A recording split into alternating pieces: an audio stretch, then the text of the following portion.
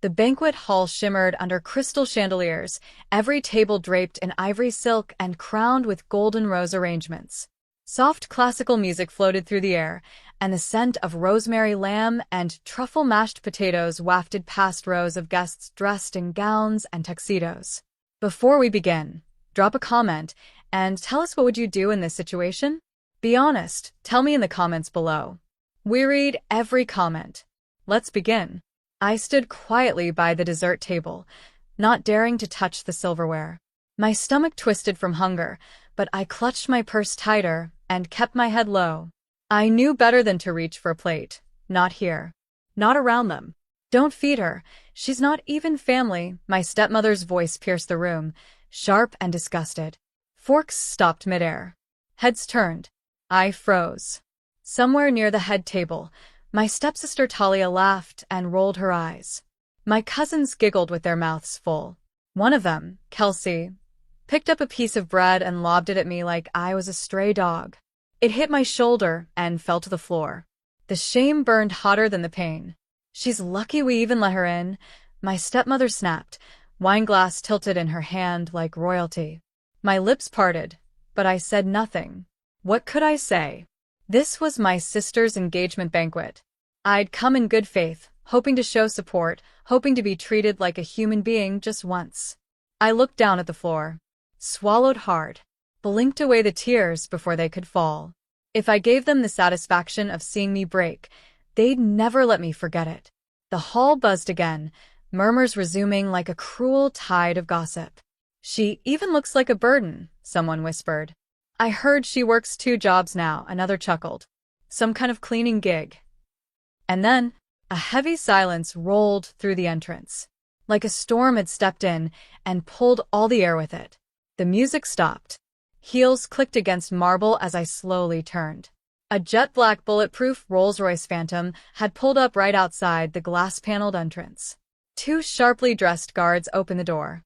My husband stepped out. Every conversation died.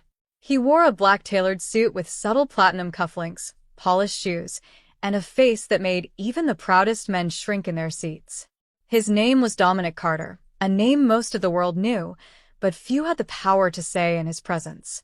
He walked straight through the stunned crowd. Every guest stood frozen, some mouths parted, others clutching their pearls or phones. Dominic's eyes didn't waver once. Not until he reached me. He slid his hand around my waist, lifted my chin gently with his fingers, and said loud enough for the room to echo, "Who dared touch my queen?" The silence cracked. Gasps swept the crowd. Chairs scraped. I swear someone dropped a wine glass. Talia turned pale. My stepmother stuttered. What? Dominic didn't even look at her. I told you to wait in the car, I whispered to him, embarrassed. His voice lowered, eyes burning with quiet rage. I saw the bread hit you from the window. That's when the room began to shift. I felt it like a wave beneath my feet. The stares turned desperate, confused. Then horrified. Because that's when the banquet doors opened again, and 4 network journalists came in with cameras. That's her, one whispered. The woman from the Tech Foundation story. She's the investor's wife? I thought she was just some distant cousin. No. I wasn't. I was the silent force behind Carter Holdings' new $900 million clean energy grant. And I was the reason half the companies here were about to survive the economic storm. But none of them had known that. Until now. Dominic took off his coat, draped it over my shoulders, and turned to the guests. Let's make something clear, he said calmly. Anyone who insults her, insults me. And if you think tonight's banquet is more valuable than her dignity, you'll learn tomorrow what happens when my patience is tested. I saw Talia sink into her chair, her engagement ring flashing uselessly as she tried to hide her face. Even Kelsey, who had laughed while throwing bread, scooted her chair back, so far she nearly toppled. Let's go, Dominic whispered, taking my hand. But this is Talia's. I hesitated. You've given them too much already, he said. Now it's their turn to sit in silence.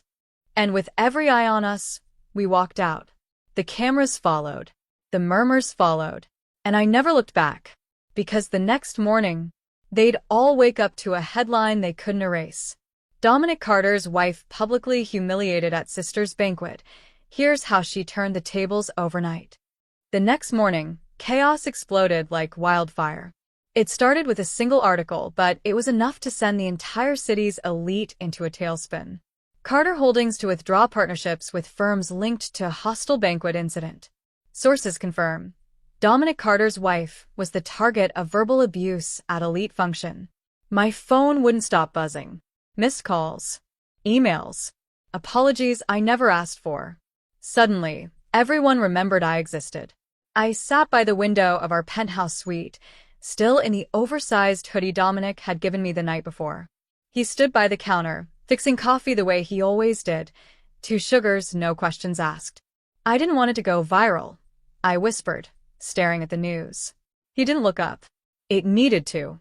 I turned to face him. They'll say I used your name for revenge.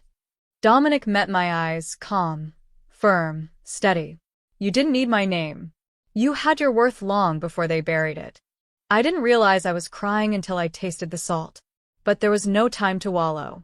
Within hours, I received 6 invitations for meetings, 3 urgent voice messages from my stepmother, and a please call me back text from my father, for the first time in 2 years.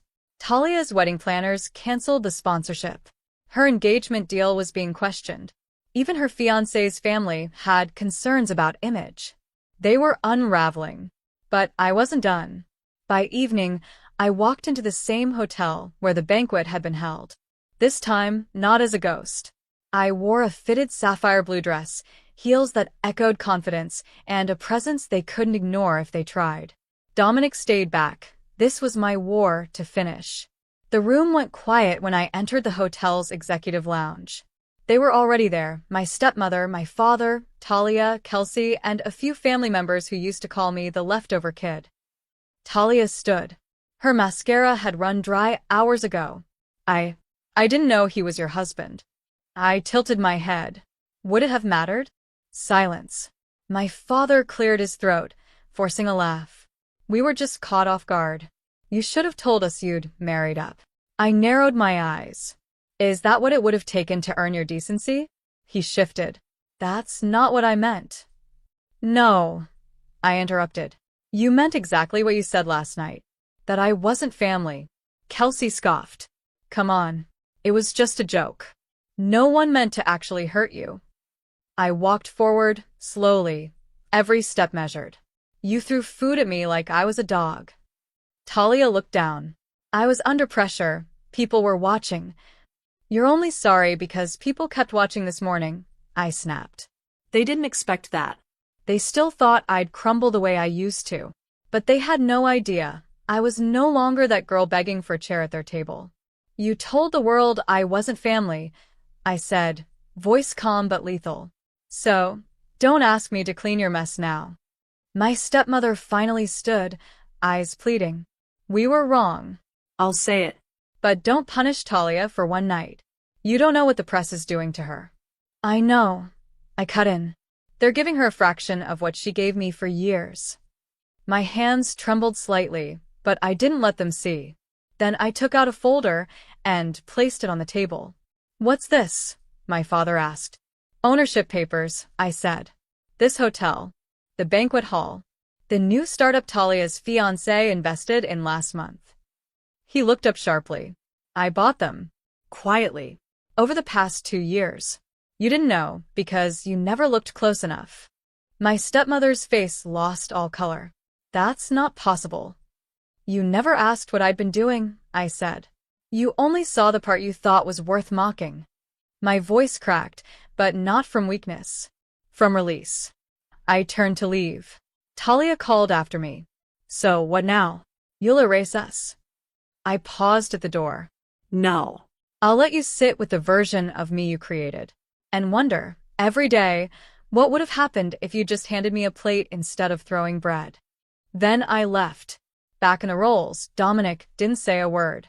He just reached for my hand, intertwined our fingers, and kissed my palm. You were terrifying, he smiled. I finally let the tears fall. But this time, they weren't from pain. They were from the kind of power no one could steal again. The next morning, I didn't wake up to silence. I woke up to Talia's crying voice on a voicemail. Please don't ruin everything. I know I was horrible, I know. But you're my sister. We grew up together. No. We didn't. We existed under the same roof, but we weren't raised the same. I was the forgotten one. The maid in their mansion, cleaning her dresses before banquets, like the one that broke me. Now she needed mercy. And for once, I didn't feel guilt for having none. I walked into my old workplace just after noon, a non-profit I used to clean at night when money was tight. I still visited sometimes. It grounded me. Clara? Ms. Ramos, the director, blinked. Is that you? I nodded and smiled. They didn't know about the articles or the headlines. To them, I was still just me. And I liked that. I left a signed envelope with a 7-figure donation on her desk before I walked out. Then I got into the car, where Dominic was already reading something on his tablet. He didn't look up. Your father's law firm called me this morning. They want to mediate. I raised an eyebrow. Why? They're scared you'll take the hotel public and name them in your story. I laughed once, bitter and short. They still think it's about revenge. He looked over. Isn't it? I turned to the window. It's about memory. I want them to remember what they did every time they look at a bread roll or a banquet table. That night, Talia showed up at our building. Security didn't let her through, but I saw her on the monitor. She had makeup streaks down her cheeks, holding a gift bag like it could undo what she'd done. She's been standing there for an hour, the guard said. Should I send her away? I hesitated, then shook my head. No. Let her stand. It's her turn to wait in the cold. The following week, our family's group chat resurrected. My father wrote, "We made mistakes. Let's fix this before it's too late." I typed back, then deleted it. Some wounds don't want closure. They want space. Instead, I called the hotel's event manager and told him to donate Talia's unused banquet credits to a charity for abused girls. He hesitated. You sure you want to do that? Yes, I said. Let someone else wear the crown for once. A few days later, Dominic and I had dinner on the rooftop of our building. No staff. No cameras. Just the two of us and the city lights. You've been quiet, he said, pouring sparkling water into my glass. I've been thinking, I replied, about my mother. His face softened. He knew I never talked about her. She died when I was 12, I said quietly. And the moment she did, I became nothing. My stepmother came in and made sure I knew I was just an extra mouth. A charity case. Dominic reached for my hand, but I kept going. My mother used to tell me something when I was little. The world won't see your worth until you stop begging them to. I didn't understand it back then. Now I do. He looked at me for a long moment. You want to do something in her name, don't you? I nodded. A women's shelter. Something that lasts. Not a revenge move. A legacy. Dominic smiled. I'll back it. No, I said. I want it to be mine. He laughed. Then I'll stay out of your way. Later that week, a courier dropped a thick envelope at our door. I recognized the handwriting immediately, my father's. Inside was a typed letter. Apology. Regret. The usual. But behind it was something else. A small photo, yellowed at the corners. My mother, younger than I'd ever seen her, holding a baby. Not me. There was handwriting on the back. Our first daughter. I wish I could have raised her right. Signed my stepmother's name. I froze. Dominic noticed my face change. What is it? I handed him the photo. He stared. Is that? My half-sister. I whispered. She was born before I ever knew them. Given up. Never spoken about. My chest tightened. All these years, they threw me away for not being one of them, and they erased their real daughter completely. I didn't confront them. I didn't need to. Instead, I did something better. I found her. Her name was Hannah Monroe.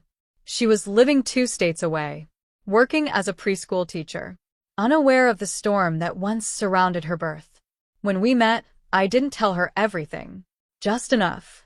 That she had a sister. That I came to say hello, not to drag her into drama.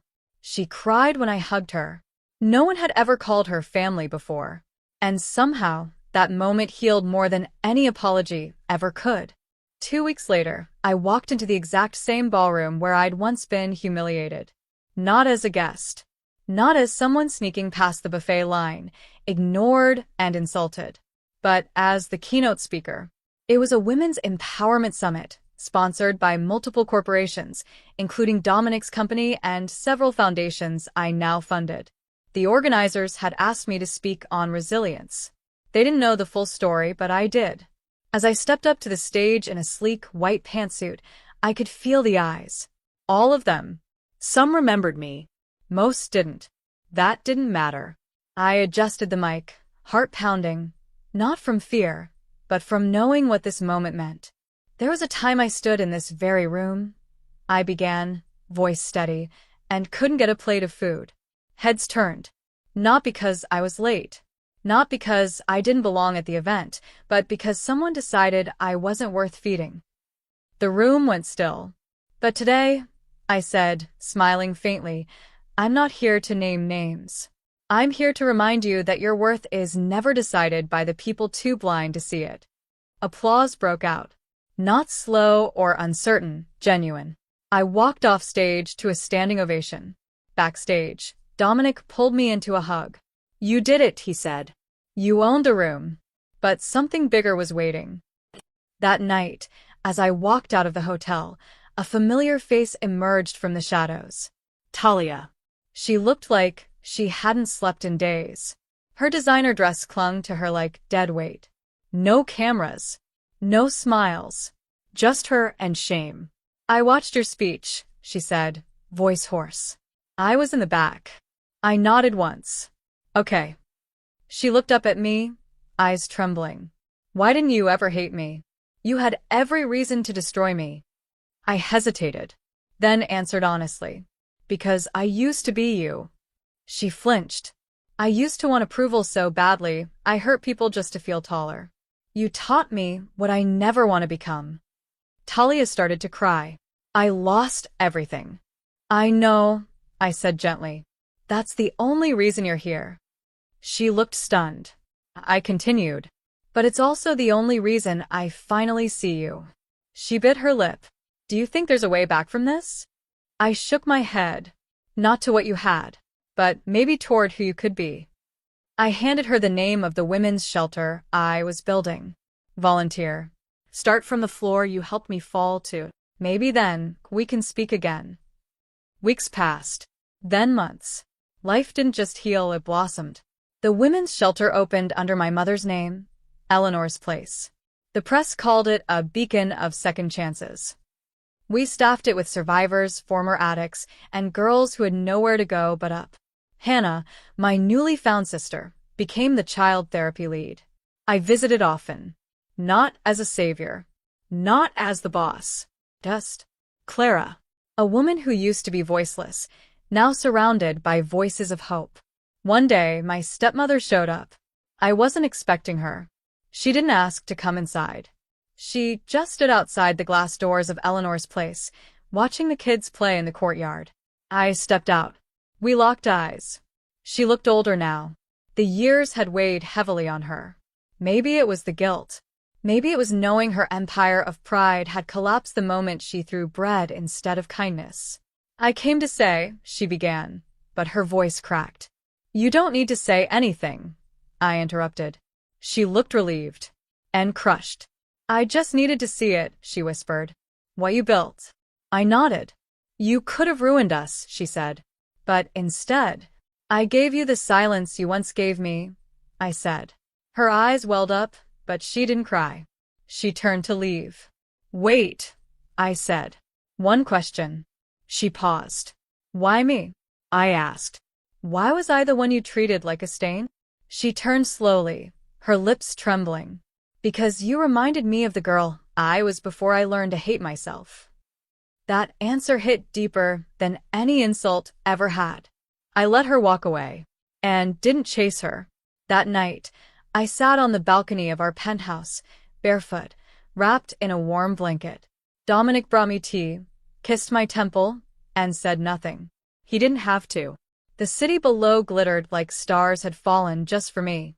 Once upon a time, I was a girl standing at the edge of a banquet, starving, ashamed, invisible. Now? Now, I was the table. I didn't need revenge. I had something better. Peace. And they, every last one of them, had to live knowing the woman they called not family became the one person they could never ignore again.